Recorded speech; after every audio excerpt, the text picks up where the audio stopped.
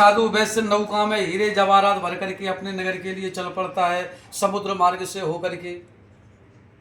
भगवान विचार करते हैं कि चलो इसकी परीक्षा ले, इसने झूठ बोलना छोड़ा कि नहीं। तो भगवान क्या करते हैं कि दंडी सन्यासी महात्मा बन जाते हैं, और सन्यासी महात्मा बन करके साधु वैश्य के पास में आकर के कहने लगते हैं कि हे वैश्वर, तेरी नौका में क्या भरा हुआ है।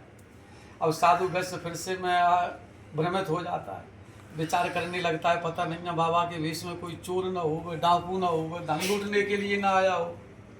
तो साधु वैश्य कहने लगता है, महाराज हम तो बनिया है, हमारी नौका में तो परचूने का सामान भरा हुआ है, किराने का सामान, हल्दी मिर्ची धनिया तेजपात बादाम गरी छुआरा अखरोट आदि लता पत्ता आदि। आपको क्या धन लूटने की इच्छा है। भगवान विचार करने लगे, सुधरने वाला नहीं, अभी भी इसने झूठ बोलना नहीं छोड़ा। भगवान ने कहा, हम भी इसको श्राप देते देते थक गए, इसलिए जो तू बोल रहा है वही तेरी नौका में हो जावे। थोड़ी दूर जा करके भगवान बैठ जाते हैं, नित्य क्रिया को करके साधु वैश्य नौका को ऊंची उठी हुई देखता है, क्योंकि हीरे जवाहरात थे तो वजन था, तो नौका नीचे को दबी हुई थी। आज जब ऊपर आ जाती है, हल्दी मिर्ची लता पत्ता आदि भरे हुए देखता है, तो साधु वैश्य मूर्छा खा करके गिर पड़ता है कि हम तो बर्बाद हो गए। दामाद ने जल छिड़का, हवा की होश में आया, कहा पिताजी ये तो दंडी का श्राप है। साधु वैश्य नौका से कूदा, दंडी भगवान के पास में दौड़ करके गया, त्राईमाम रक्षा करो रक्षा करो। भगवान ने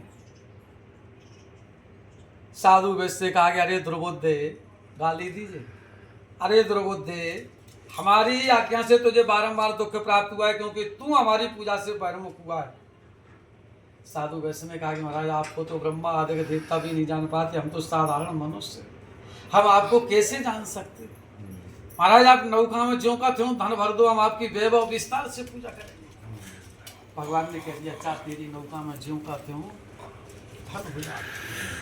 आज नौका को धन से परिपूर्ण देखा, दामाद के साथ में पूजन किया, अपने नगर में आया तो लीलावती को सूचना भेजी कि साधु वैश्य दामाद के सहित तो बहुत सा धन कमा करके वापस लौट आए। लीलावती सत्यनारायण भगवान की कथा कर रही थी, तो बेटी से कहा कि बेटी हमने तो भगवान की पूजा कर ली है, तू भी पूजा करके शीघ्र आ जाना, मैं पति के दर्शन करने के लिए निकल रही। पुत्री ने भी पूजन को समाप्त किया और प्रसाद को बगैर लिए पति के दर्शन करने को चली गई। भगवान नाराज हो गई थी और उसके पति को नौका के सहित अदृश्य कर दिया। कलावती ने देखा कि सब लोग बैठे दिखाई दे रहे हैं, केवल हमारे पति ही दिखाई नहीं दे रहे। साधु वैश्य ने कहा कि अभी अभी हमारा दामाद यहीं नौका में बैठा हुआ था, कहीं ऐसा तो नहीं है कि मल्लाहों ने धन के कारण से नौका को समुद्र में डुबो दिया। कलावती ने देखा यदि समुद्र में डूब गए तो हमारे पति जीवित बचने वाले नहीं, क्योंकि समुद्र तो अथाह होता है,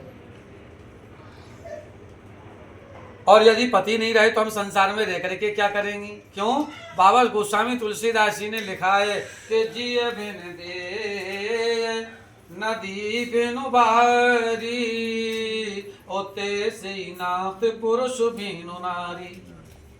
जिस प्रकार से जीव के बगैर ये शरीर व्यर्थ है, जल के बगैर नदी नाम व्यर्थ है, उसी प्रकार से स्त्री का जीवन पति के बिना अधूरा है। पति की खड़ाओं को लेकर के सती होने का विचार किया, तो उसी समय आकाशवाणी के द्वारा कहा गया कि हे साधु, तेरी पुत्री प्रसाद को त्याग करके आई, यदि प्रसाद को खा करके लौटेगी तो इसका पति से अवश्य मिल जाएगा। घर पर पहुंची, प्रसाद को खा करके आई, पति के दर्शन किए, पिताजी का हाथ पकड़ा, कहा पिताजी घर पर चलिए, देर क्यों कर रहे। साधु वैश्य ने समुद्र के किनारे वैभव विस्तार से सत्यनारायण भगवान का व्रतवा पूजन किया। उसी समय से प्रत्येक पूर्णिमा व प्रत्येक संक्रांति को सत्यनारायण भगवान की कथा करने लगा, जिसके प्रभाव से इस लोक में सुख भोग करके अंत में वैकुंठ हो गया। इति श्री स्कंद पुराणे रेवाखंडे सत्यनारायण कथायाम चतुर्थोऽध्यायो। बोलिए श्री सत्यनारायण भगवान की जय, की जय।